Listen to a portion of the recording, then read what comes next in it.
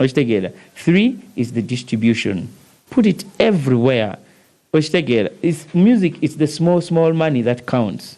Bojaye mutwalo publishing, nojaye mutwalo ku YouTube, nojaye mutwalo ku Spotify. That's how it accumulates. Nibagamba nti oyo stream yakoze $1 million. Okitegeera kina government buli wamu gwe soloza buli wowulira nti osobola soloza. So put money in distribution, in publishing, in placing the product buli wamu. Singa abakola soda bamutereka namanvi oba gye bamuterefune tutamufuna ani agenda omugula. N'ebimotoka bijja ne batuwa ne fridge zaabwe nwakuwa fridge nti teekamu soda kasitoba ng'oteekamu soda waffe bamanyi nomukuwandife tumukuwe tunda bw'omala otuwe sente. So the issue is into those 3 stages to undermining, especially the last two, those last two, marketing, PR, advertise your album, make sure it's everywhere, and then 2, place it. Together. Talk about because album yanjitadde ku tune ko wabiwedde. Follow up, look at the stats, and you remember.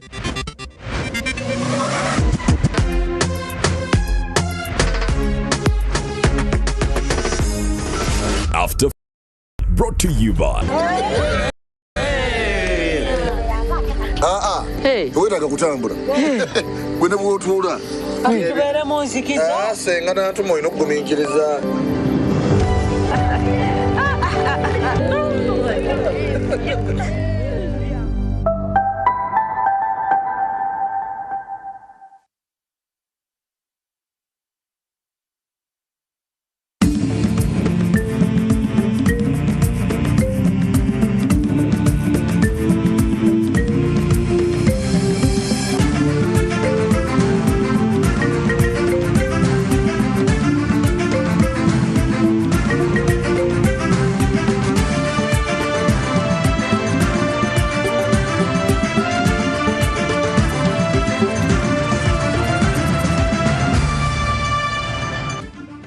Buterevu wesabwe konemu wano wenyini weino okubeera ku Amasengejje bingi byetukuleetedde byolina okubanga weesunga. Nze Nalumu Irene Olivia Bulega yali ku lulimi olw'obubonero. Kankulaga emitwe ate oluvannyuma ngaleete mu bujjuvu.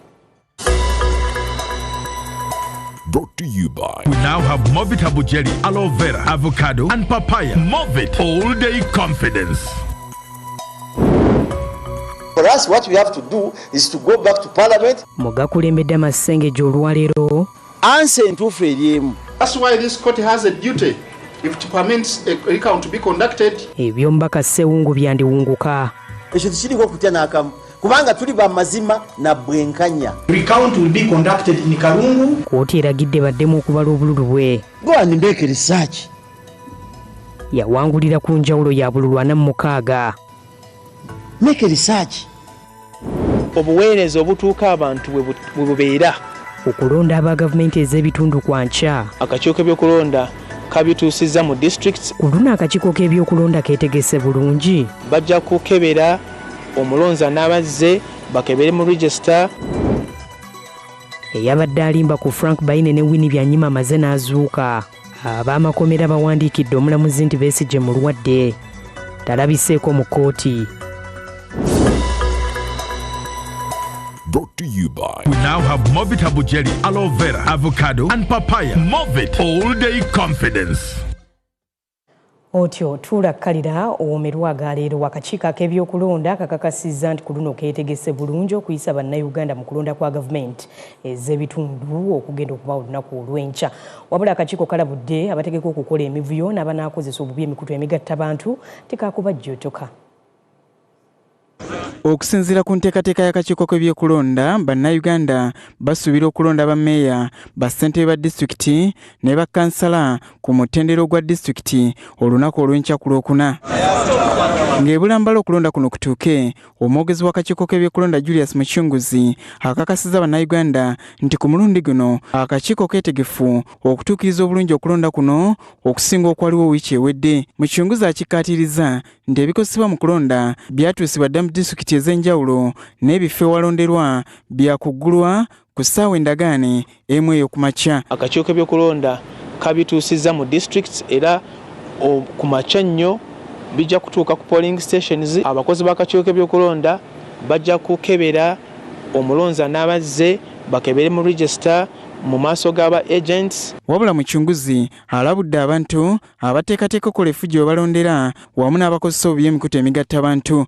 Okugoberera endagiro z'akakiiko k'ebyokulonda, obutabeerawo n'emivuyo gyonna okuleeta emivuyo ku polling station, takozesa lulimi lusiga bukyayi oba okuvuma oba okuvoola oba okukozesa emitimbagano gya social media nga muyisaawo amawulire agatali makakafu agatalimu mutwe n'amagulu. Ono agamba nti ebiseera ebisinga abantu bamala okulonda omukulembeze w'eggwanga n'abaka ba paalamenti balowooza okulonda kuba kuweddeyo ne balema okulonda abakulembeze mu gavumenti ez'ebitundu. Kati muchunguzi agamba nti okufuna obuweereza obulungi mu bantu basaanye okwettanira okulonda kuno kuba abakulembeze be balonda gavumenti ez'ebitundu be bavunaanyizibwa ku kutuusa obuweereza ku bantu aba bulijjo. Bankizo nnyo kubanga ku local government oba ku gavumenti ez'ebitundu obuweereza obutuuka abantu bwe bubeera.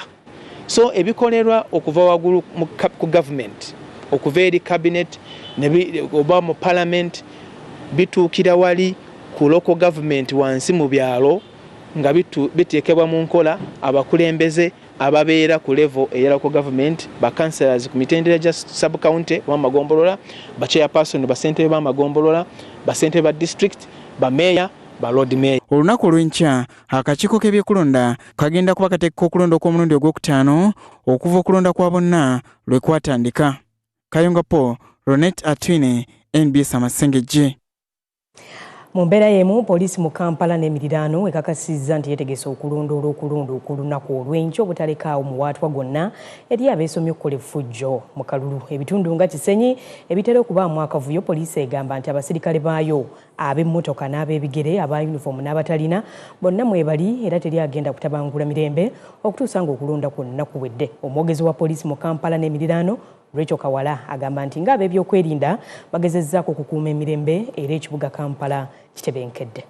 Ebikwekweto byaffe bikyagendera ddala maaso nga tukolaganira wamu n'ebitongole ebirala ebyokwerinda nga tulina deployments ez'abasirikale abali mu yunifoomu n'abatali mu yunifoomu, era nga bwe kibadde ng'okulonda tekunnatuuka era nakati bwe kiri era n'olunaku olw'enkya bwe kigenda okubeera era nga n'okulonda kuwedde deployments bwe zigenda okubeera nga abasirikale baffe balawuna mu bifo ebyenjawulo nga abamu bakola patrols mu mmotoka, abamu ku bigere, so tewali kigenda kukyukawo nga ebikwekweto byaffe byo bikyagendera ddala maaso okulaba nti abantu bakuumibwa bulungi awamu n'ebintu byabwe, ng'ekigendererwa kyaffe kyakulaba nti abantu bakuumibwa bulungi nnyo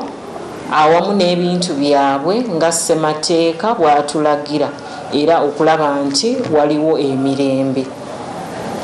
Tulina be twakwata nga tetwabakwata lwa mukaaga lwokka naye nga tuzze tulaba nti ku lwokusatu nga n'okulonda tekunnaba waliwo abaali bablockinga enguudo ez'enjawulo. Ku lwokuna ku lunaku lw'okulonda twalaba nti waliwo abamu abaali bookya ebipiira, so tukutte abantu nga bwe twakutte bwe twogerera kati batwaliddwa mu kkooti, balabikiddeko mu kkooti nga era tweyongera okubiriza abantu okugoberera amateeka. Gwe buli kyokola kakasa nti oli kikolera amateeka so si kutwalira amateeka mu ngalo, nga tugenda kuwa obukuumi mu bifo ebironderwamu ne mu bifo awabalibwa obululu n'okulawuna mu bifo ebyenjawulo okukakasa nti tewali bakozi ba ffujjo, okukakasa nti waliwo emirembe. Ebyongo bitadde ku bbali olwaleero kikakasiddwa nti retired Colonel Dr. Kizza Besigye omusibe mu kkomera gy'ali mulwadde ekikontana n'ebigambo by'omwogezi w'amakomera Frank Baine eyarayidde eggulo nti Besigye mulamu tteke. Kino kiddiridde ab'amakomera okulemererwa okuleeta Besigye mu kkooti leero ne bategeeza nga bw'ali omulwadde mu bbaluwa gye bawandiikidde omuwandiisi wa kkooti enkulu. Ekifaananyi kino ekyafulumiziddwa olunaku olw'eggulo nga kiraga Dr. Kizza Besigye nga bw'ali omulwadde ng'ali ku macupa, ab'amakomera bakyeganye ne bakalambira nti Besigye si mulwadde nti yabadde atwaliddwa okukeberebwa okwa buli mwezi. Dokita si mulwadde lwakuba nti yakoze general check-up nga bw'omanyi embeera z'ekkomera okusinziira ku ffe ab'ekitongole eky'amakomera. Kyokka olwaleero Dr. Kizza Besigye ne munne Haji Obed Lutale babadde balina okukomezebwawo mu kkooti tebakubiddwako kyamulubaale. Akaguli ka kkooti kano omusibe Besigye ne munne we bayimirira buli lubajja kabadde kakalu nga kkooti etandika ekireetedde omuwaabi wa gavumenti okubuuza lwaki abasibe tebali mu kaguli. Wano omulamuzi abuulidde kkooti nti omuwandiisi wa kkooti yafunye ebbaluwa okuva eri ab'amakomera nga basaba nti Besigye alabikire ku mutimbagano ng'asinziira eruzira.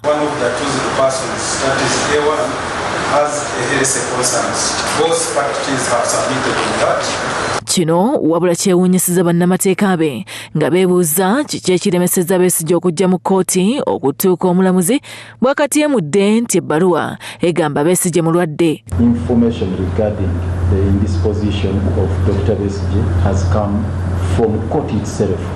That court is in touch with the prisons authorities and the prisons authorities indicated they could not. Kino kitabudde bannamateeka ba Besigye nga bagamba nti tekikkirizibwa kuleeta muntu mu kkooti gwe bateekakasa kubeera mu mbeera ze. Bakakasizza kkooti nti kituufu Besigye muyi ddala, kyokka oludda oluwaabi wadde lumusaasidde lusabye bannamateeka ba Besigye okuleeta obujulizi obukakasa obanga ddala Besigye mulwadde ekijje lukwago mu mbeera n'ababuuza oba basawo. First of all, our argument is not that we would want to proceed with an ill person, but we want to probably look at him and confirm. My Lord, I pray that we take matters of life serious. Bannamateeka ba Besigye era balumirizza nti n'abamu baalemeseddwa okulaba omusibe eruzira ng'ab'amakomera bagamba tasobola na kugenda mu kasenge waasisinkanira abagenyi. Omulamuzi akkiriziganyizza ne bannamateeka ba Besigye nti ddala omulwadde tayinza kuleetebwa mu kkooti okutuuka ng'ateredde.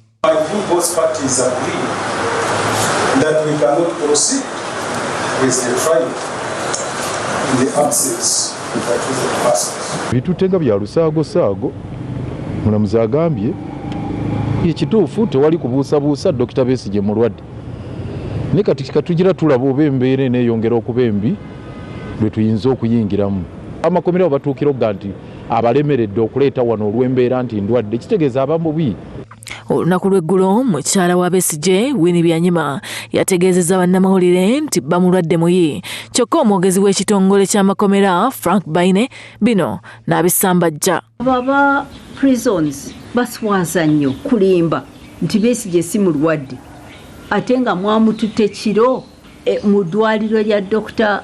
Kanyerezi ng'abeegayiridde nti alabe omulwadde we. Besigye ne banne abavunaanibwa bakuddizibwa mu kkooti ng'ennaku z'omwezi 24 omwezi ogwokubiri ogujja balyoke batandika okukkaanya ku ngeri omusango gye gugenda okutandika okuwulirwa. Shamim Nabakoza, NBS, Amasengejje. Ate abadde akwatidde ekibiina ki Alliance for National Transformation anti-bendera mu kalulu ku bwa President retired Major General Mugisha Muntu yavumye obutaba na nsimbi ezeetaagisa okulondoola akalulu okwetooloola eggwanga, kyagamba nti kibalemesezza okusalawo ku kiki ekiyinza okuddako oluvannyuma lw'akalulu okuggwa. Muntu agamba nti akalulu akawedde tekabaddemu byewuunyo kubanga bazze nga balaba ebikolwa ebyekko bingi nga bikerabikiramu nga birabikira mu kalulu kano. Kyokka Muntu alowooza nti ke kaseera n'abantu aba bulijjo okutandika okuba n'obuvunaanyizibwa mu kalulu ng'oggyeeko okulonda obulonzi kubanga n'ebikavaamu bibakosa butereevu. Ku lw'omukago oluwedde akakiiko k'ebyokulonda kalangirira munna NRM Yoweri Kaguta Museveni ng'omuwanguzi ow'akalulu k'obwa pulezidenti ne yeewangulira ekisanja eky'omusanvu ng'afuga Uganda. Ebyavudde mu kalulu abamu bakyabitankana naddala abali ku ludda oluvuganya gavumenti nga nejja n'Omugisha Muntu owa Alliance for National Transformation kw'omutadde. Munnamagye yagannyuka Mugisha Muntu atubuulidde nti ekibiina kye tekyabadde na busobozi buyinza kukuŋŋaanya bujulizi obuyinza okubayambako okulumika gavumenti n'akakiiko k'ebyokulonda ku ntegeka y'okulonda. Akalulu kano kali manufactured sike kasoose ekyo tukimanyi. Kye tutamanyi okubeera n'obukakafu kubanga tetwabadde na busobozi obubeera ne agency mu bifo 5,000. Muntu agamba nti ekibiina kiba kyetaaga obutitimbe bw'ensimbi ate bwe kitalina. Ebibiina ebirina ssente babeera ne capacity okuzimba ki infrastructure y'ekika ekyo kubanga bw'obeera ne DR forms bulungi ekyo kikwata kiringa emuntu oba olina obusobozi kati okugenda mu kkooti oba ne bw'oba osazeemu ekkubo ddala ly'oba osazeemu kikuyamba nnyo. Muntu era agamba nti waliwo n'obwetaavu okusomesa bannayuganda ebyobufuzi n'obuvunaanyizibwa bwabwe okusukka ku kulonda obulonzi. Tetujja kugwamu amaanyi, tujja kugezaako kyonna ekisoboka okunnyonnyola abantu nti ffe okukola omulimu guno kyetaaga ssente munaazituwa. It's a two-way thing. Wangu luza bannayuganda balajjana era bagenda kutandika okulajjana kati kimanyi bulungi naye bw'olajjana okozeewo ki. Muntu ono era ayagala wabeewo okunoonyereza okw'enjawulo okuzuula lwaki bannayuganda abakunukkiriza mu bukadde 10 tebeetabye mu kulonda.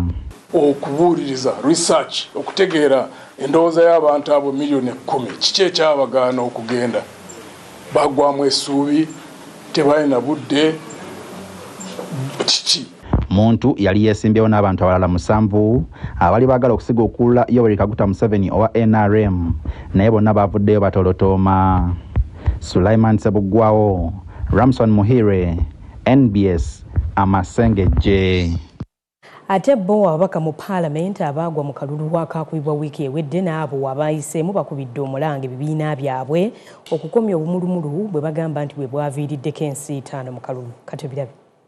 Ababaka ba Parliament abayiseemu mu kalulu n'abo abagudde mu kalulu okulonda bakunyumyanga lutabaalo. Ababaka batenda emivuyo omuli okutiisibwatiisibwa, okulwanagana, obuuma obukebera abalonzi okwediima n'obunkenke obusukkiridde. Intimidation, masasi, bino biki, amagye kutiisatiisa ebyo of course bibadde biraga nti akalulu tekabadde free and fair. Ababaka abagudde batambula batolotooma era abamu olunwe balusonze mu njawukana eziri mu bibiina byabwe okuviira ddala mu kusunsula abaneesimbawo. Tulina abakulembeze b'ebibiina mu NRM naddala ng'ewange gye nva mu district nti abakulembera NRM bawagira ba independent. Kakati mu kulwanagana awo kutwakubaganira n'olaba ng'ebibiina ebiranga owange ow'NUP yatuyitako n'awangula naye tulina ate okuzuukuka kubanga bwe tunaaba tunagenda bwe tutyo then kati olwo baba bajja tufuga paka kubanga tetuwuliziganya tetulina bumu. Ababaka balumiriza nti obutakkaanya mu bibiina busiga obukyayi n'enjawukana mu bantu ne batuuka mu kalulu ka bonna nga bajjudde ebinuubule. Ebibiina ebimu byatandika okubeera nti no bayawukana ate abantu abakola pate mu bibiina ebyo bali abantu ab'amaanyi mu bibiina byabwe nga bw'olaba Mpuga yavaayo n'akola ye Basemujjo ne bavaayo ne bakola eyaabwe. Akalulu kano kabaddemu obukyayi, kabaddemu okuyomba, kabaddemu obulimba, kabaddemu kaŋŋambe timwalimu ebintu ebitasaana n'ebisaana. Ababaka abakunukkiriza mu 10 ababadde mu Parliament ey'omulundi ogw'~11 bo balinze ekiseera buseera okufuluma Parliament bawa abapya ekyanya okuteeseza ab'abalonze. Kizibu abantu bange kulaba nti bali settled babasengula naye tabagwangayo. Jamila Mulindwa Nuwaha, Moses Namayo, NBS Amasengejje. Bwe tweyongerayo Lango ekisangibwa mu bukiikakkono bwa Uganda ekibiina ki Uganda People's Congress UPC gye kyasimba amakanda wabula mu kalulu ka 2026 tekaakirese kyekimu nga kigambibwa nti kyavudde ku butakkaanya munda mu kibiina. Mu biseera by'okunoonya obululu banna UPC abamu enjiri babadde babunyisa ya President Museveni wadde ng'omukulembeze waabwe Jimmy Akena yali ayogera birala. Ebyobufuzi bya Lango bizenga byetooloolera nnyo ku kibiina ki Uganda People's Congress UPC olw'ensibuko y'omutandisi waakyo era yaliko omukulembeze w'eggwanga lino Dr. Apollo Milton Obote. Wabula akalulu ka President n'abaka ba Paalamenti akakubibwa Sabbiiti ewedde kaalaze enjatika ezeeyongedde mu UPC olw'obukuubagano obuli munda mu kibiina kino. Eyaliko omubaka mu Paalamenti wa Oyam South Isha Otto Amiza agamba nti UPC obutawulikika mu kalulu ka 2026 tekyagifiiriza mu kalulu kokka wabula kyongera okulaga nti enjiri ekibiina kino gye kibunyisa tekyategeerekeka. That contradiction meant that Lao would not have a sense of direction to listen to Akena. No wonder, because of other influences and also because of unregulated messages, the people were shied away towards Museveni. Amiza alumiriza ne bannakibiina kino abasinga okutembeeta ekibiina ekira mu biseera by'akalulu kyagamba nti kyandibanga kyabuzaabuza abalonzi ku bantu abatuufu be baalina okulonda. While Akena was saying don't vote Museveni, his members of parliament who had constituencies, who had support, were campaigning to say vote Museveni. Amiza agamba nti omugulu Obote gwe yaleka mu Lango gukyali munene era abaayo bakyagussaamu ekitiibwa wabula banna UPC abatikiza ne NRM be baagutemerako ettaka. Northern Uganda is dead politically. In Ugandan political context, they cannot have any voice now. They are just waiting for anything that is being directed or told to them. As a member of UPC, I want to state it very clearly that there are very many other members who are in support of this cause. Abamu ku baali bakuutira UPC akadingidi bagamba nti ne Minisita Betta Amongi okumeggibwa mu kalulu ka 2026 ku kifo ky'omubaka omukyalo ow'ekibuga ky'e Libra kyongera okukakasa nti NRM kati kizibu okuzibira ekkubo lyonna mu kitundu kino UPC mwe yali yasimba amakanda. Traditionally, Lango was supposed to ride on the legacy of the founding fathers. Father, Dr. Apollo Milton Obote. So, which other voice are you going to get in Parliament? Now, the worry is that Lao voice is expressed through UPC for a long time, but that Lao voice is now crushed. Ng'abawagizi b'ekibiina kino buli omu akkiriza nti babadde beesigamye ku b'enju ya Obote mu by'obufuzi bagamba nti waliwo n'obunafu mu kuzza obujja ebirowoozo by'ekibiina kino ebirina okukizza engulu n'okwongera okukyagazisa abalala. Kyokka Minisita Betta Amongi nga ye muka Jimmy Akena akulira UPC agamba nti wakyaliwo omwaganyo ogw'okukuuma omukululo gw'ekibiina kino ogubaddewo emyaka egisoba mu 6. And we shall not disappear from the politics of this country because of the targeted, orchestrated, planned intention of obliterating us and members of UPC. Mu kalulu akaakaggwa UPC ne NRM Lango baagigabanye nga UPC yafunyeko ababaka 11 ate NRM 18 ng'omu yazze ku lulwe so nga President Museveni ye yawangudde yakoobwa President. Nalumu Irene, Isaac Otwi, NBS Amasengejje. Otyo hawe nyini wetugenda okusinziira tuwummulemuko toseguka tukomawo n'ekitundu ekyokubiri Amasengejje gakyaliwo. Tukomawo. Mumalala getuleeta. Ssaabakunzi wa NUP ne banne bayimbuddwa kakalu ka kkooti abagulwako ogw'okweyisanga ekitagasa baakusula mu bikunta byabwe. Mumalala getuleeta.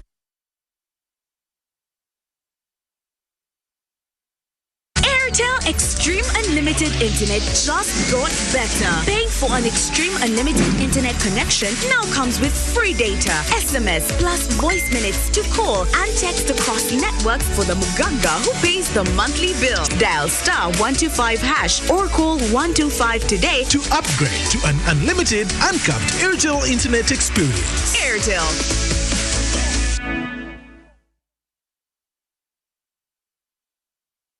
Starting with 100,000 shillings, you begin building real financial strength because wealth doesn't just happen. You build it. And the ones who start early end up ahead. Every deposit, every month, every little increase. This is how your money grows into wealth. Put your money to work with the experts at SBG Securities. Partner with us today on your investment journey. SBG Securities. Keep growing for you, for them, forever. New Tusker Premium Cider.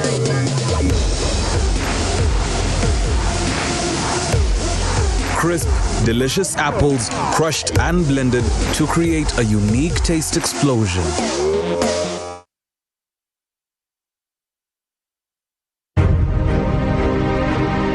Buy genuine Decra roofing tiles, the original stone-coated alu zinc steel roofing system from New Zealand. Choose from Heritage, Milano, Shingo, Shake and Classic profiles with a variety of colors and a 50-year warranty. Only available at Depot Uganda. Telephone 0776 898 888 or 0758 853 285. Depot Uganda. Tried, tested and trusted.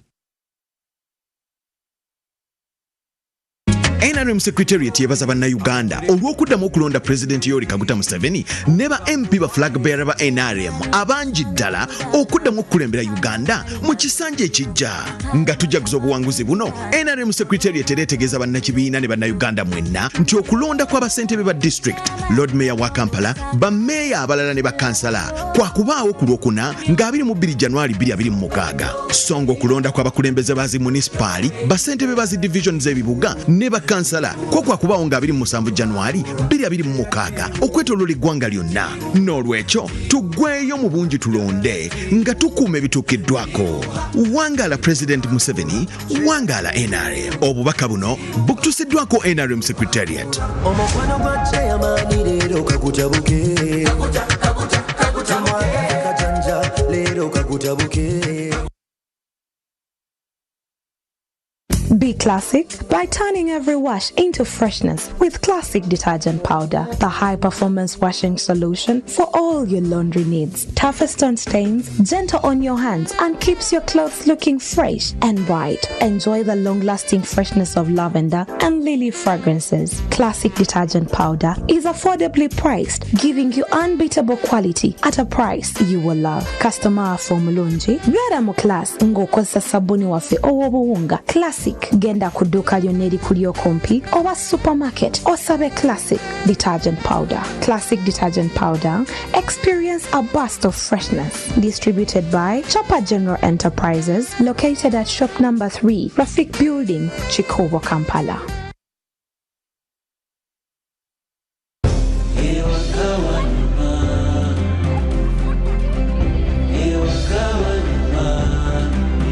Tukwaniriza waka eri ebisanyusa.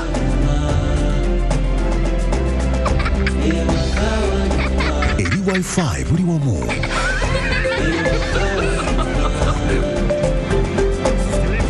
Eri speedi za internet ezawaggulu. Eri obukuumi.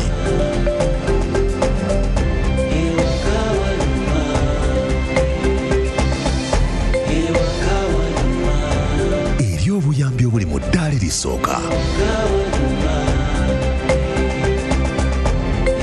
Eri okwanguyirizibwa. Tukwaniriza waka eri MTN Wakanet, intaneti ensukulumu eri buli maka. Kyalira www.mtn.co.ug/wakanet. Tukwaniriza waka nga tuli wamu tewali kitulema.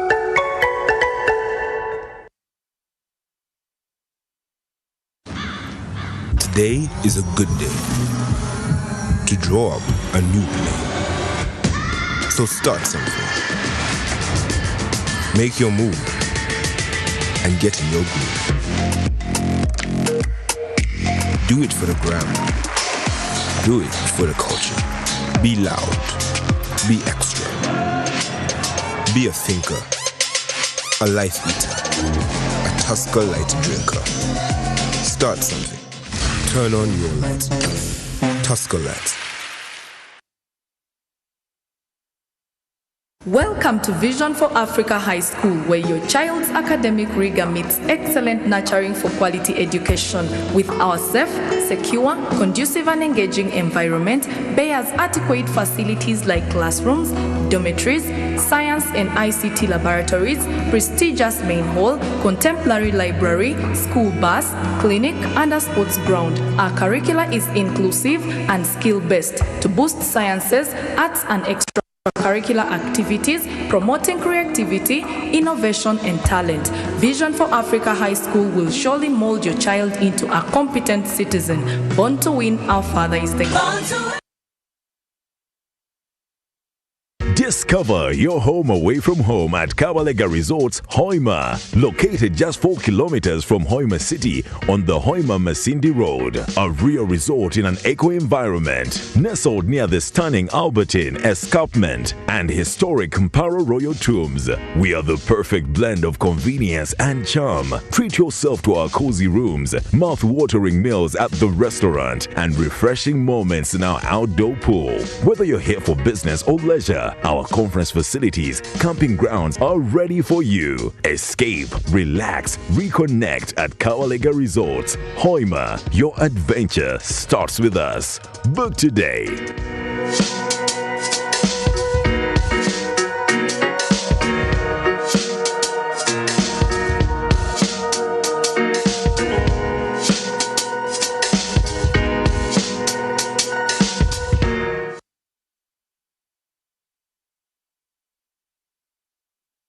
You will always know when you're in the presence of the finest. It's like time slows down, just enough for you to feel everything in full flavor. Just Kamut Lager. Alcohol is not for certain persons under 18. Please drink responsibly. Every love story has a beginning, a moment, a memory. This Valentine's, Next Radio is celebrating real love, real emotions, real stories. How did you meet? What makes your love special? Why does your story deserve to be heard? Call us on 0707 106 106 to share your story. We'll feature the most touching stories live in the studio. Surprise your partner and celebrate your love with all of Uganda. One couple will win the ultimate Valentine's experience. Your love, your story on Next Radio.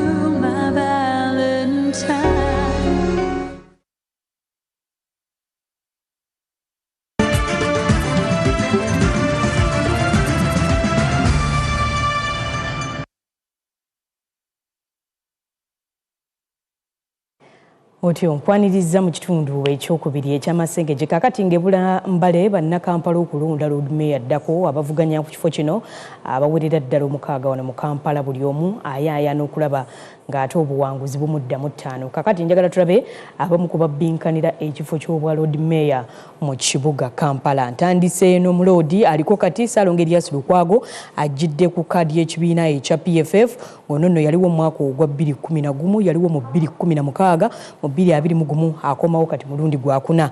Beatrice Mao yakwatidde DP Bendera ku kifo kino eky'obwa Lord Mayor era nga naye akomawo guno mulundi katugenda kubeera gwakubiri ng'avuganya ku kifo kino.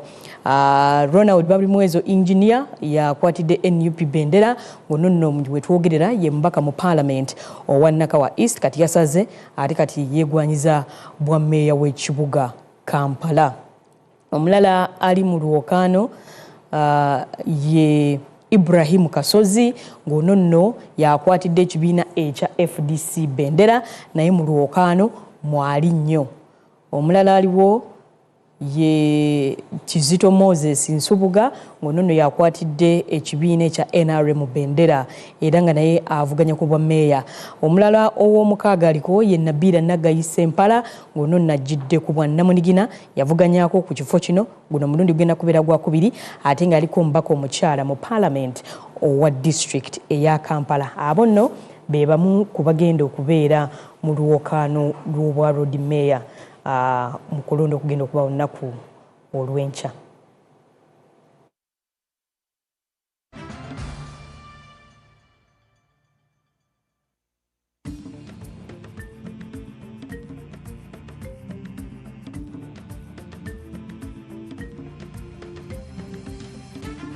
Bwe tweyongerayo Paalamenti ekungubagidde abadde omubaka omukyalo wa disitulikiti y'Eŋŋoola Stella Apolot Isodo eyafanga wakayita ennaku 2 zokka nga kyajja wangulwe ku kifo kino. Ababaka omugenzi bamwogeddeko nti abadde mu Zaŋŋanda ng'alwanirira ebyobulimi n'obulunzi era ng'ebiteeso bye byonna bibadde byetooloolera nnyo. Katubirabe.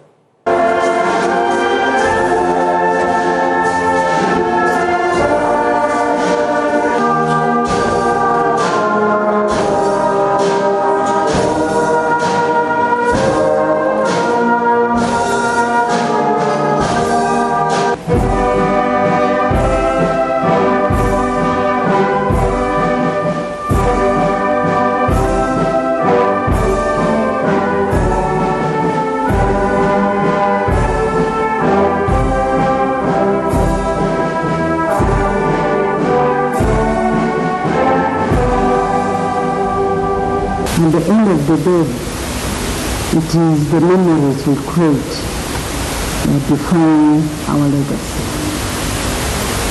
At the end of the day, it is not how long we lived on earth, but how impactful we are on humanity.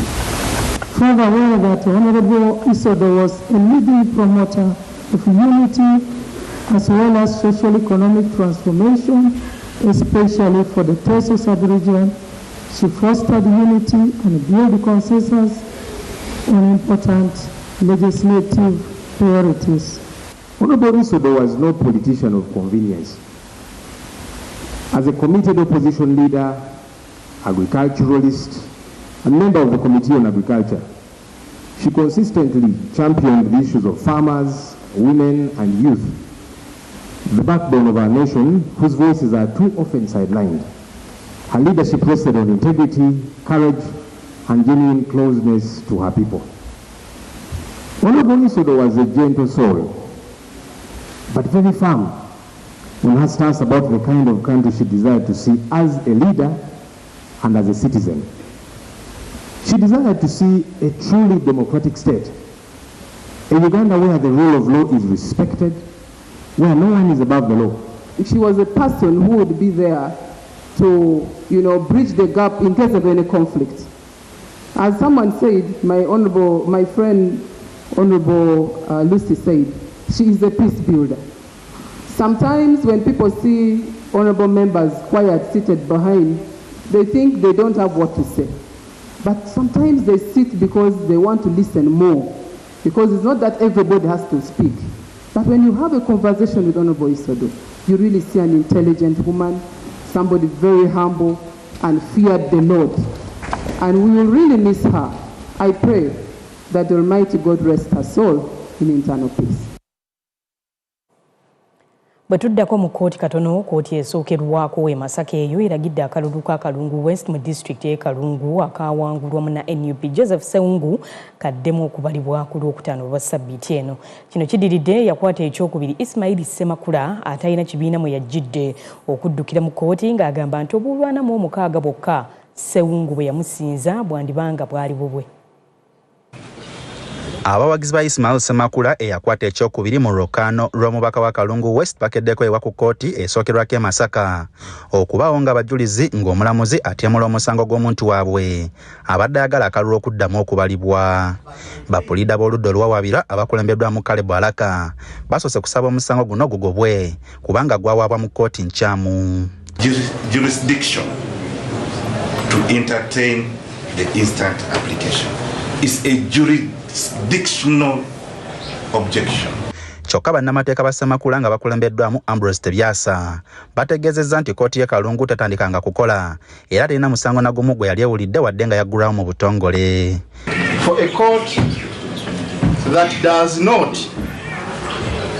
in reality exist takes away the jurisdiction of the original court. Wano omulamuzi awumuzzaamu okulira omusango okumala eddakiika eziwerako era oludda oluwaabi ne lutegeeza nti lulina obukakafu nti waliwo obululu obwasonsekebwamu obw'enjawulo ne vulugu omulala eyavaako okulangirira Sseungu. That's why this court has a duty, if it permits a recount to be conducted, to verify each and every ballot in the box. So it is therefore necessary, Your Honor, that the will of the people of Kalungu West constituency is fully confirmed and verified. Kyokka bapoliida b'omwawabirwa basabye omulamuzi agoba omusango guno kubanga oludda oluwaabi terukakasa mpaba yalwo omuli n'omuwendo gw'obululu obwogerwako ate nga n'empapula ezikakasa ebivudde mu kulondaza ebimulugunyako tezirabiddwako. The applicant has not shown to this court the poll results he obtained, which was allegedly different from the actual votes counted and tallied. Ng'omulamuzi amaze okulira enjuyi zombi alagidde obululu buddemu okubalibwa ku Lwokutaano lwa wiiki eno mu kkooti y'e Kalungu. Having found the application fit and proper for recount, I hereby direct as follows. 1. A recount of votes in all ballot boxes for the position of directly elected member of parliament for Kalungu County West constituency. Mu kalulu akakubwa ku Lwokuna lwa wiiki ewedde omubaka Sewungu yawangula n'obululu omutwalo gumu mu 1,600 ate Semakula n'afuna obululu omutwalo gumu mu 600 nga yamusinzaako obululu 46 bokka. Naye kye twatusaba katugende tusabe nteri yakwata ku box ekinavaayo kirikyo nga badikirari nga wangudde asinze obululu obungi ng'eggwanga ligenda mu maaso. Sulaiman Sabuggwawo, Zainab Namsazi Sengendo, NBS Amasengejje. Akati bwenkuzzayo ko katono nnyo ku nsonga z'abameeya bagenda okulondebwa olunaku olw'enkya bamaze ebbanga nga balondoola ebyobufuzi by'ekibuga ky'eggwanga lino ekikulu bagamba nti bukya Kampala atandika kuddukanyizibwa ng'ekitongole mpaawo kyeyongeddeko. Banokoddeyo okusika omugwa wakati w'oluuyi olw'ekikugu olukulemberwa Ssenkulu ow'ekibuga n'olw'ebyobufuzi olukulemberwa Omuloodi. Katubirabe. Emyaka kati tubala 16 bukya ekibuga ky'eggwanga ekikulu kiva mu mikono gya gavumenti ez'ebitundu ne kitandika okuddukanyizibwa ng'ekitongole ekyetongodde. Etteeka lya Kampala eryayisibwa mu mwaka gwa 2010 kumpi lyaggyako oludda lw'ebyobufuzi obuyinza bwonna ne lusigaza gwa kalabaalaba era tebatakusika muguwa n'oludda olw'ekikugu.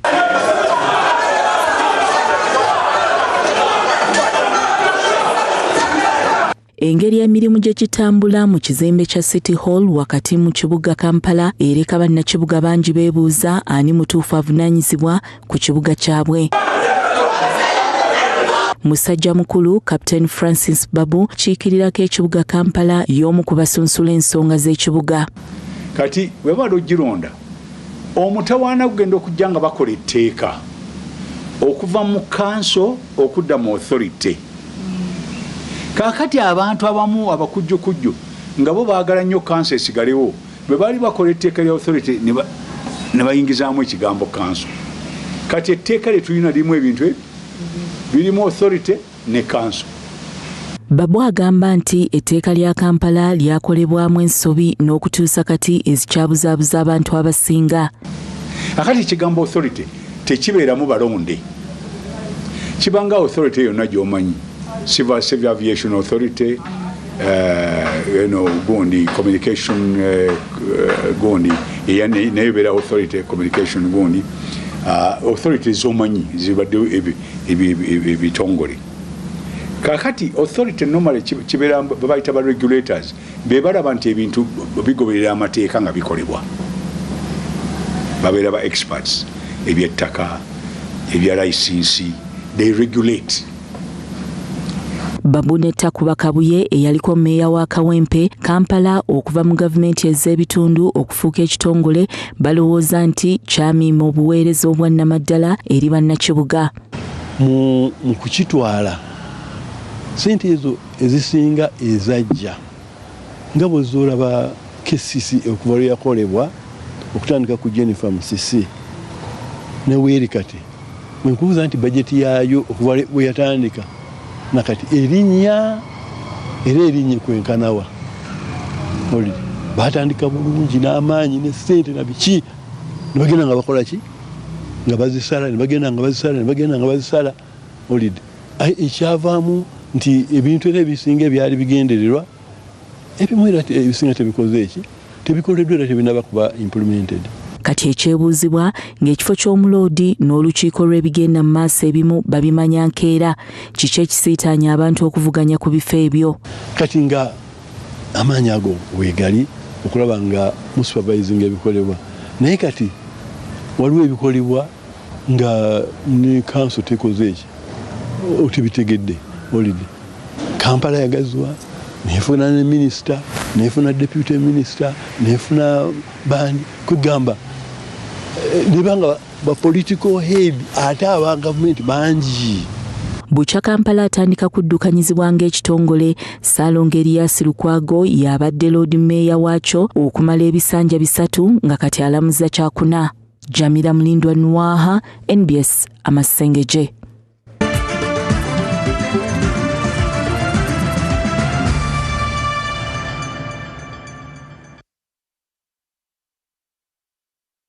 NRM Secretariat yebaza bannayuganda olw'okuddamu okulonda President Yoweri Kaguta Museveni ne ba MP ba flag bearer ba NRM abangi ddala okuddamu okulembera Uganda mu kisanja ekijja. Nga tujaguza obuwanguzi buno, NRM Secretariat ereetegeeza bannakibiina ne bannayuganda mwenna nti okulonda kw'abasentebe ba district, Lord Mayor wa Kampala, bammeeya abalala ne bakansala kwakubaawo ku Lwokuna nga 22 January 2026. So ng'okulonda kw'abakulembeze bazi munisipaali, basentebe bazi division z'ebibuga ne kansala kwa kubaawo nga 27 January 2026 okwetoloola eggwanga lyonna. N'olwekyo tuggweeyo mu bungi tulonde nga tukuuma ebituukiddwako. Wangaala President Museveni, wangaala NRM. Obubaka buno bukutusiddwako NRM Secretariat. Omukwano gwa chairman leero kakutabuke kajanja leero kakutabuke.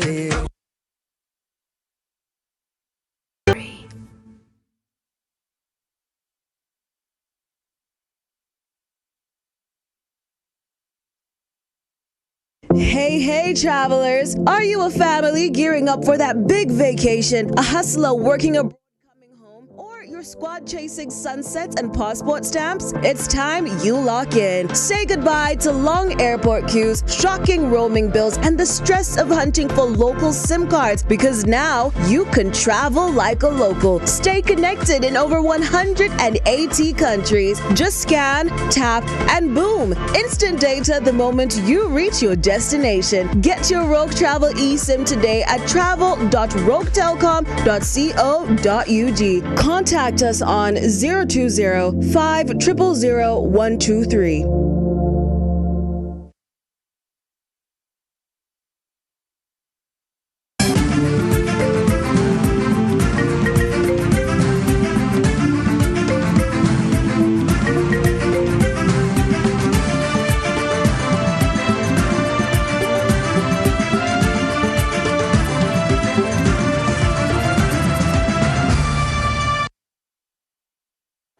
Mu by'emizannyo, klabu ya Kampala Hockey esiibuddwa akakiiko akatwala ebyemizannyo mu ggwanga aka National Council of Sports okwetaba mu mpaka za Africa Cup of Club Champions ezinaaba Zimbabwe okuva nga 24 omwezi guno okutuukira ddala nga 2 omwezi ogujja omwaka guno. Ttiimu eno esitula nkya nga y'abantu 28 bazannyi 18 n'abakungu 10 nga badda mu mpaka zino oluvannyuma lw'okumalira mu kyokusatu mu mwaka ogwa 2023. Go to Zimbabwe and tell them about Uganda, there will be, in one way or the other, you're promoting the country, and somehow we shall have some visitors here through you. So you can see that you're our ambassador. So when we tell you that you're carrying the pride of Uganda, it means that you have to be patriotic. Don't go there and then you start telling them how they are shooting people in the streets. We've just had an election. You dwell on the positive. You sell the positive side because there is always the positive side. As Kampala, we are hoping to come back victorious, having participated in the last edition in 2023 and won bronze. So hopefully we're going to come back with a better performance. Basing on the training we've had, we started our training right in the middle of last year during the season. We've trained for at least 4 months now. So we are ready to put up a challenge and do better than we did the previous time we were at the tournament.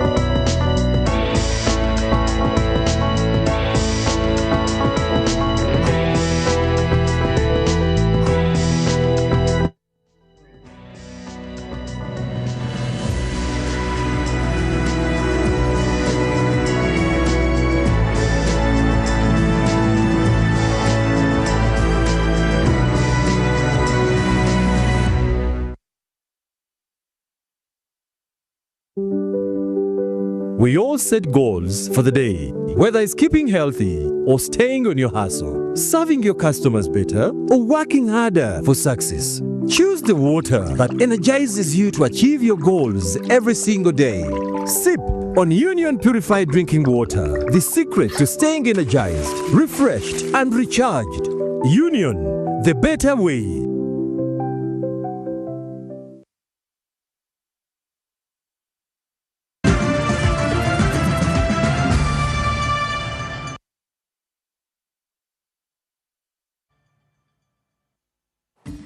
Amasengejje ag'olwaleero bwe gatyo bwe gatambudde nkusibulira wano tuddingana lunaku lugenda kubeera lwancanze Nalumu Irene Olivia Bulega yabadde ku lulimi olw'obubone. Tugenda Amasengejje Extra, Sandra Liani yatubuusidde tubuulira ebiri mu nsiika ya entertainment. Sandra, how are you? Ng'otukubidde ka yero. I know, I'm blessed, I'm glowing, I'm in love. Okimazeeko ate kiki kayero kakimazeeko nengo ina mu kasente oba nkusindikire kasente kuba oluseko olulala leero luganye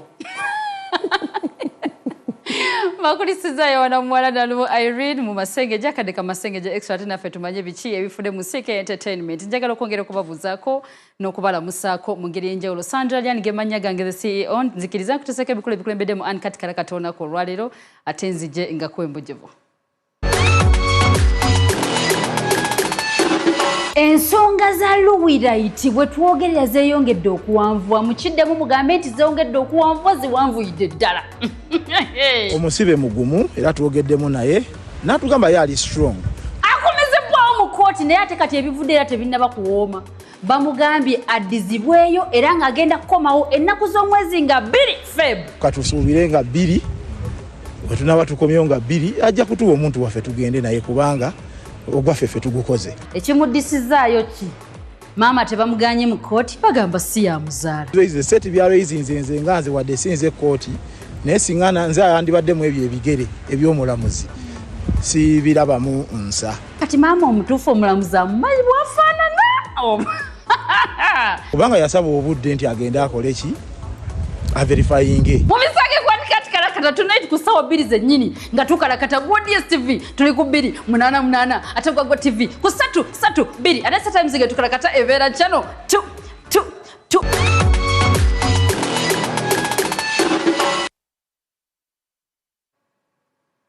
Kale TikTok aluwilait olunaku olwaliro akomezebwawo mu kooti wali ku City Hall ng'eno akyavunaanibwa emisango egya hate speech era nga gyamuwawaabirwa omukulu Bebe Cool.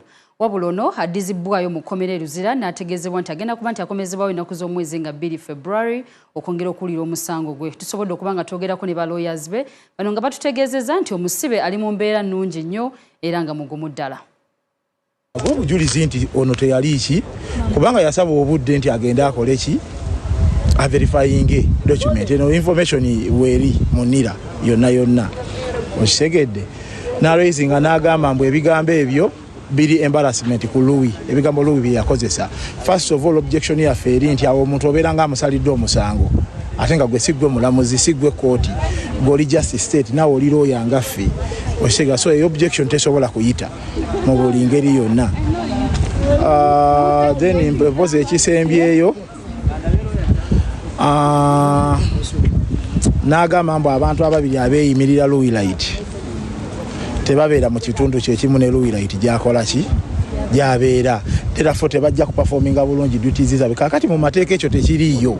Tosobola kugamba nti omuntu okweyimirira omuntu balina kubeera nga bonna babeera mu kiki mu kitundu kyekimu okitegedde kubanga ekyo si kyatteeka ekyo kikyenga ye omuntu. Etteeka ligamba ki? Etteeka ligamba nti omuntu ono ayeyimiridde omuntu alina okuba nga alina relationship ku muntu oyo ate nga ategeera bulungi he or she is of sound mind nga ategeera duties ze ng'omuntu eyeyimiridde of which abantu abo baalaga nti bakola ki bazitegeera era byonna twabiteekayo. Therefore Setaso agamba nti olwokubanga omu abeera mukono Luwirayiti abeera kitukutwe kale n'olwekyo ono tajja kukubiriza oli nedda ensaawo yavaawo omuntu osobola n'omukubira essimu n'omujjukiza ku buvunaanyizibwa bwe. Okitegedde ye abaffe abantu abalina abantu baabwe eggulu nga bo babeera Kampala kitegeeza bo bwe banaabakwata nga tebajja kweyimirirwanga okitegeera. So objection tuziweize set bya raising nze nganze wadde sinze kooti naye singa nze yandibaddemu ebyo ebigere eby'omulamuzi si birabamu nsa. Okitegeera. Yo omusibe ali mu mbeera ki? Omusibe mugumu era twogeddemu naye natugamba yali strong. Okitegeera naye embeera egenda mu maaso akola ki agiraba lwakuba ekitunyizeemu kiri nti kooti okwongezaayo omusango guno eno okugamba nti ruling ejja kugituwanga 2. Sincerely, this is just a bail application. It is not something technical. Okitegeera normally ruling mu matters zino bweziti. This is not a capital offense. Ruling normally bagikuwerawo there and then. Naye oli asigala ye mulamuzi yakulira kooti yeyo so tosobola kumutegeerera. So katusuubire nga 2 wetunaba tukomyewo nga 2 ajja kutuwa omuntu waffe tugende naye kubanga ogwaffe ffe tugukoze.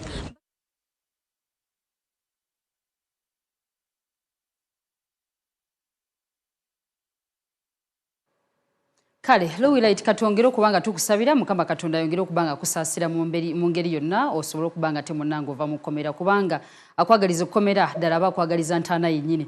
Nga mukitegera obulungi nti Sanyuka TV tubasalanga kaawo ku Jovia City buli lunaku olwokusatu nga tukuleetera vibe session mu ngeri y'enjawulo okubanga temunange tuyolesaamu ku bitone era nga tukuleetera abayimbi ab'enjawulo basobole okubanga ate nabo batusampolingamu nga bakozesa amaloboozi gaabwe olwokwotadde n'ebivuga giyite band era nga olunaku olwaleero twazzemu okubanga turesuminga ekintu kino twalinga tukikola last year mukijjukira bulungi abatambulanga naffe wabula ne tuwummulamuko katono olw'eggandaalo olugatta kono okulonda wabula tuzzemu okusimbula nateera era nga right about now omukulu Makona Brown of Uganda already ali set asobola okubenga tatubuulira leero tusuubire ki abantu beeteeseteese batya oluvannyuma lw'okubanga tubadde tubawummuzaamuko katono abayimbi baffe baatuuse dda ye ggwe oli lwedde tukookera olwaleero Makona oba nedda. Amasengejje extra manyanze Makona Brown of Uganda olw'eggandaalo wamu n'okulonda mu ggwanga Uganda twali twawummulamuko wano emakindye ku Jovia City ku vibe session naye ate tukomyewo n'enkuba mpya nnyo era nga nja kukutegeeza nti twagala okusooka okwebaza Abannayuganda abatambula naffe okuva gye twatandikira ddala paka nakati era nga tukomyewo tuli ku Jovia City abaana ab'obulenzi ndowooza obalaba bali gumite nnyo mu bulaka era nga bebagenda okubanga batukubira ebyuma kigenda kuba lukoba ku lukoba abayimbi bangi nnyo abagenda okubeera n'olunaku olw'olwaleero era nga kwe kuli n'omukulu Selector Nevada ndi naye soko jangu so abantu b'emakindye anti olwo tuba tubasazeeko olunaku olw'olwaleero gwe wenna ng'omanyi nti nno olina eddoboozi jangu wano ku Jovia City olunaku olw'olwaleero ate olyoka okakasa Abannayuganda eki Katonda kiyakuwa naddala ekitone. Selector oli otya? Alikiri agamba ati Uncle Makona nyali Respector Nevada. Spector. Nonti Selector nze lwaki nze nkuyita Selector? Simanyiza obendo ngonjituuza bulungi nga Selector. Owayo oli otya? Ndi bulungi bro kyekiro. Olwaleero ogenda tukwatamuko. Sure deal okimanyi kye nazaalibwa okukola kuyimba era we mpulira akavuze nti kavugiddewa ku Jovia City mbanzirukirawo misinde. Katukole bwe tuti muli seti baganda bange oba ekintu mukyatereza. Mukyatereza. Bali okay? Kati kola bwe soko kwate microphone. Sure ate kasito ogamba. Banampulira. Yes.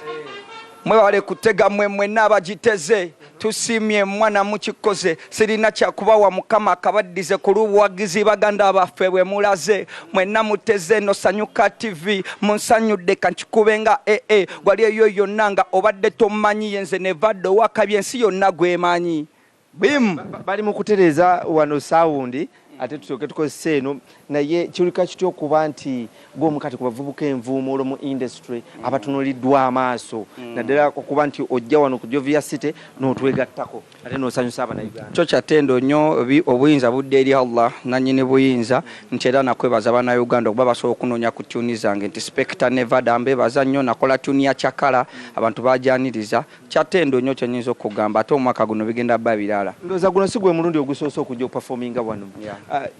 Ekintu bwe kiti vibe session kina kyali kikwongeddeko music career yo nnyo n'amaanyi.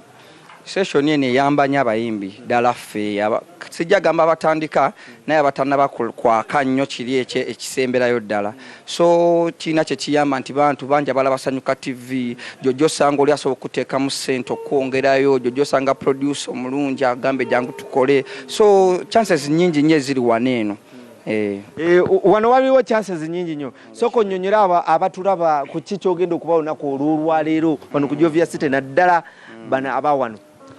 Yes, linyenye mpola tolimalako enjola tokola era genda nanga akola tolirya ntula yadenga sente ebula bawana Uganda gisinge kula chaka chaka chaka chaka chaka chakala chaka chaka yaman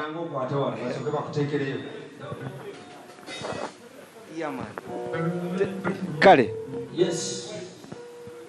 kale babulire kijo yagala linyenye mpola tolimalako enjola tokola era genda nanga akola tolirya ntula yadenga sente ebula bawana Uganda gisinge yo linyenye mpola tolimalako enjola tokola era genda nanga akola tolirya ntula yadenga sente ebula bawana Uganda gisinge kula yo chaka chaka chaka chaka chaka chaka chaka chaka chaka chaka chaka chakala chaka chaka chaka chaka chaka towefuma soli mulamu chakala we live once take another chance come to the dance nyenya advance baka wansi bakubantu bensi bakufumita balwaza tetanasi na yense omuziki gunsitula amazina teka nkutula omugongo ngunyenya gwagala kutuka simanyo bane mutakana bananga again and again.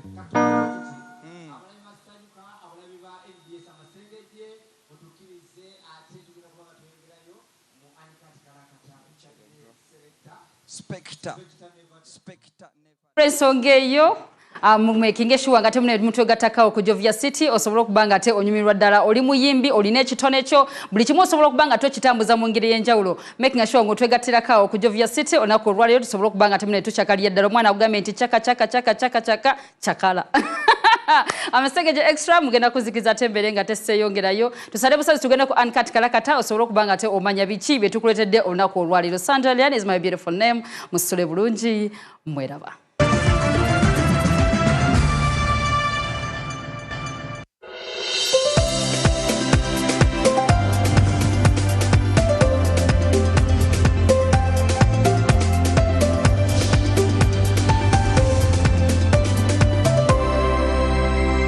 NBS.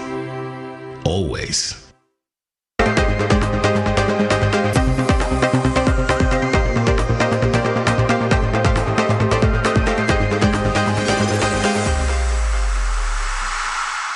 Hello and welcome to the very first episode of NBS Area Code. It is a new year filled with fresh opportunities and aspirations, and we're excited to be your guide to all things real estate and property development. This year, let's turn those dreams of home ownership or investment into reality. Today, we're starting the year with something close to many hearts: low-cost home construction. With rising costs and the growing demand for housing, finding practical, affordable solutions is more important than ever. In this episode, we'll explore how to build your dream home without breaking the bank. From innovative materials to strategic planning, our expert guest Ismail Kayongo, a design and build contractor. So let's get going. First of all, before even putting up a home project, we need to look at where are we going to put it in the first place. Because at the end of the day, this is going to cost. This is going to affect our final project cost.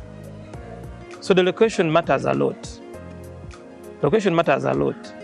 Because one, first of all, when you look at the location, we shall know how accessible are the amenities, how accessible are the utilities. For example, water and electricity, because we need them during the construction. Electricity in our country here is a big challenge. For example, you may find you have power in like 4 plots away from where you want to put your house. But getting that power from that 4th plot to your home, you'll need around 4 poles, because Omeme always says more than 30 meters, you always need a pole. And each pole is only the first pole which will be at a reduced cost, but the second pole, third and fourth will come at an exorbitant fee. For example, if you need like 3 poles, you may even, you'll end up paying more than 9 million. So before you choose that plot, you need to have this in mind, that this cost is going to come at the end of the day. The water, like how I said, you need it during the construction project. So if this water is coming from very far, that means it's going to increase the cost of our project because we need it in the day-to-day running of this project. Secondly, when I talk about the location of this project, the terrain, how is the terrain of the land which you want to buy? The terrain is going to affect us because if the slope is too big, that means during construction there are two things which we are going to face. Either we shall have to excavate the whole land to grade it, to be on a leveled ground. If we don't do that, that means we are going to have parts of our foundations, some parts of our foundations being too high, raised up. And if the foundation goes beyond 1.5 meters, that will make us to introduce ground beams, which will again add to the cost of the building, of the project. Secondly, if the terrain is if the slope is too big, that may necessitate us to have a retaining wall. A retaining wall either for the compound or for the plot. If you visit like some hill areas, for example, Muyenga, for example, Seguku, for example, Webaja, you realize that most of the challenges these people face is the terrain, because the cost of that retaining wall may actually double the cost of the house project you want to put up. Thirdly, we have to look at whether the land where you want to buy, is it a wet or dry land? This is also going to affect your project in the long run. One, someone who is building on a dry land, they may not need to excavate too deep for the foundation. Yet, someone who is building on a wetland, let me not say wetland, but very wet area, they will need to have a very deep foundation, and they will even have a cost of putting in trench drains to be able to move that water. So all that will add up for your cost to be, for the project cost to be too high. So that's why it is so important, even before you purchase that land where you're going to put that dream house of yours, to engage a professional who visit the site and will advise you accordingly before even work starts. Secondly, we need to look at the design of the project. There are some things I need to bring to your attention, which some people don't consider at a beginning stage, which in the long run are going to cost their construction project, to do with the design. First of all, we need to look to locate where the water use areas, where are they located in our project? The toilets, the kitchen, are they very far away from each other? If, for example, toilets are located on one side and the kitchen is located on the other side, yet at the end of the day, all these have to drain into a septic. So this will bring, from the word go, even from our design, it will have made our project to be too high in terms of cost. So we need to look at this design so that we make these water use areas to be not so far away from each other, so that the plumbing materials, we shall be reducing them. The manhole outside, we shall be reducing the number because the distance covered will be too small. So we need to look at it. Area Code will be right back after a short commercial break.